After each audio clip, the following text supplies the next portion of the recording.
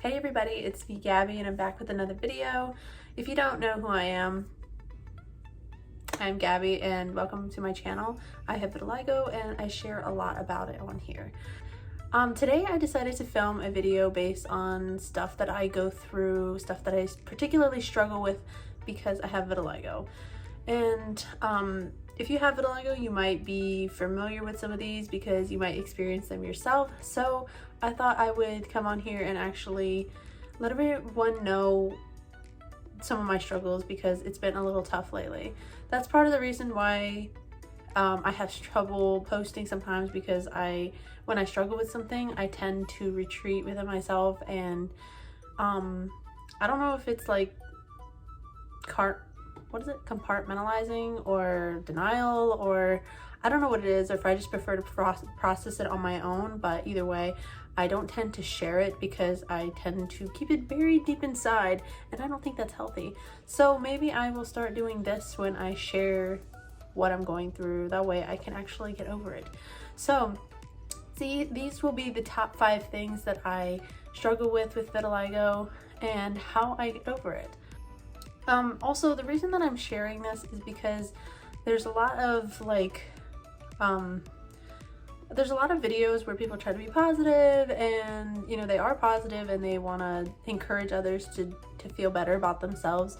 And whether or not it's about vitiligo or not, when you struggle with something, even if you feel confident one day and perfect, like, you know, I love whatever it is that I have, and the way that I am, that feeling doesn't always last, and it's not really realistic to think that those feelings would never come back, or, you know, like that you would never have a bad feeling about whatever it is again. So it's totally normal to, you know, struggle with stuff, even if you've been struggling with it for years.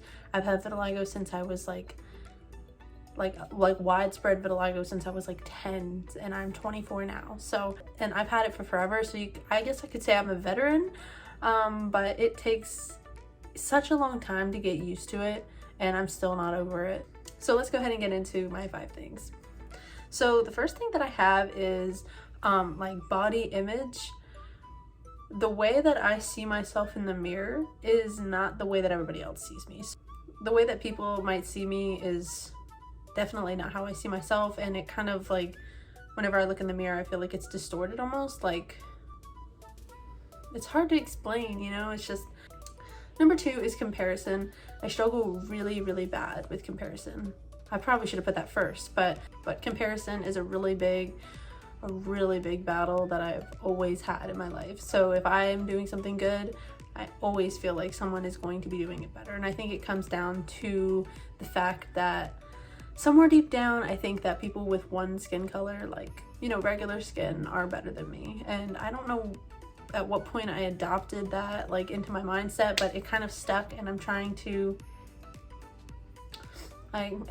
to like get rid of that, because it's obviously not true. And sometimes the feelings that we have in our head don't even make sense when you say them out loud, but they seem like they're true in your own mind. So maybe by saying it out loud, it will go away. But oh my god, it sounds so stupid saying this out loud. Maybe that's the whole point of this, is if I say it out loud, hopefully in my mind I'll realize how these things don't even make any sense, and I can hopefully stop thinking about it. But yeah, something as simple as that, going anywhere, is a challenge for me, because I'm always like, who's better than me kind of thing. So meeting new people, I feel like I used to be a lot different when I was younger. Before I had vitiligo, I was really outgoing, really like extroverted. I was really like making friends. I had, you know, it was a social butterfly. My mom used to call me a social butterfly. So it was not the way that I am now. I feel like vitiligo has turned my life into the life of an introvert. It's just, I feel like nobody understands me. So it was hard. That was kind of hard to say, to be honest. So I guess I felt that more than I realized. I feel like nobody understands me because they don't have it. Like, a majority of people that I meet, I think I've only met like or seen one person with vitiligo in my life, maybe 2, but I've never actually spoken to them or like been close with them. So I feel like nobody really understands what it's like. I feel like if everybody had a chance to know what it's like, the world would be like a much better place, and everybody could know what it's like to be so different, and have everyone be able to see that on like, and it be on display for everybody to see all the time. It would just make everybody a lot more understanding about people's differences, but that's impossible. But meeting new people is really tough for me because I feel like there are some people who would judge you right away, and there's some people, there's a lot of people who would not judge me, but I feel like everybody judges me when they meet me, like what's up with their skin. And what I want other people to see when they meet me is like how kind and how beautiful I am. But if they only see my skin, then they won't ever get to see that. So I feel like meeting new people is a real challenge for me, because I feel like I really have to make it count. You know, I have to make a great first impression. That way they don't like write me off. So I feel like it influences how I act, because I only have that short amount of time to actually prove myself. So I didn't even realize I felt that way until just now. So this is interesting. Woo. Next thing is being myself and filtering myself. I feel like when I'm with my husband, I feel like I'm myself, and you guys have no idea, like I'm so crazy when I'm just by myself or with my husband. Like you would probably be like, oh my god, she is like she is like so crazy. But like when it's just me and my husband, I feel like we can just be crazy. Like we just make like sounds and like play all the time and jokes, and like I don't have a filter with him. Like if I'm saying something, even if it's like a little bit like crazy, I just say it and I don't think twice about it. But like in front of like new people or like on the internet, it can be a little more difficult, because it's like sometimes you have to filter yourself. And I get like, for, you know, you wouldn't say the same thing you would to like your boss that you would to your like your best friend, but at some point I do feel like I filter myself so that way people can have like the best perception of Gabby, you know. And I feel like that's so annoying, because I just don't want to do that anymore. I feel like it's so lame, and if people don't like me, it's not because of my skin. Oh my god. I didn't even realize that maybe people won't like me, and it won't be because of my skin. Maybe it's because of our personalities. Huh. I had no idea that could be a thing. Yeah. Oh my god. Yeah, that'll be the last thing I add for that particular one before we have one more. I feel like people pleasing is a huge part of me. It's probably because I want to make sure that I didn't even realize I did this much, but I guess I do try to people please with everybody, because I hate confrontation, and it makes me so uncomfortable to make anybody upset, because I don't want to cause any problems, and I want everyone to see me as this perfect little person who doesn't ever cause any problems, and that's just not true. And I am very guilty when I, you know, cause anyone any like sort of inconvenience, and I'm tired of being so sorry all the time. So yeah. And the last thing is staring.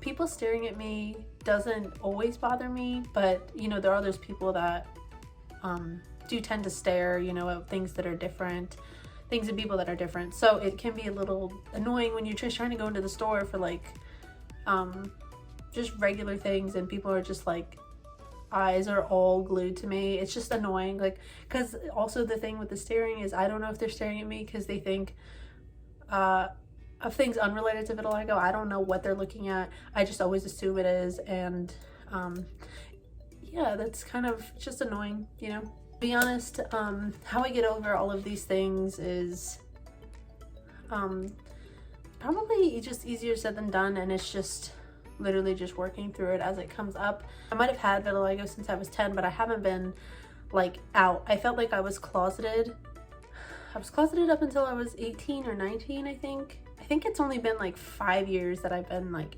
out and not hiding every time I go out the house. Because what it used to look like for me leaving the house is dressing head to toe in clothes that cover. So jeans, a long sleeve shirt, socks, and sneakers, and pulling my sleeve over my hands, and a full face of makeup. So isn't that just exhausting to hear about? Like, no, sometimes you want to go to the store in sweats and your hair a mess.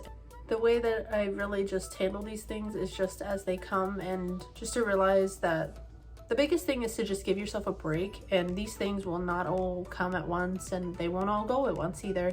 So the biggest thing that you could do for yourself is just cut yourself a break, allow yourself to experience life instead of hiding from it. It took me such a long time, and I'm so glad that I'm still young while I realize that, instead of, you know, waiting till I'm like 50. Not that 50's like old, but you know, it's like, it's a lot of time to be hiding, you know? So I would say to stop hiding and literally just don't give a crap about what anybody says, because at the end of the day, you probably won't ever see some of these people again, and if you're in school or something, at some day you'll graduate and you will never probably see them again, and the people who were mean to you, they probably won't go very far with that attitude. So yeah, so just give yourself a break and try to push yourself out of your comfort zone, and really just focus on yourself instead of on other people. Focusing on yourself can like help you get that tunnel vision and get to wherever you need to go, you know, goal wise, and get you to the next chapter of your life. So anyways, I hope that makes sense. And honestly, it was kind of like embarrassing reading some of those because I didn't even realize I felt that way. Yeah, it's kind of a struggle sometimes. But anyways, thank you guys for watching. I know this one was kind of a little bit longer, but I hope that this helps somebody who has vitiligo, or, you know, who's interested in it at least. So I hope you guys have a great rest of your Saturday, Sunday, whatever day it is, and I'll see you guys soon.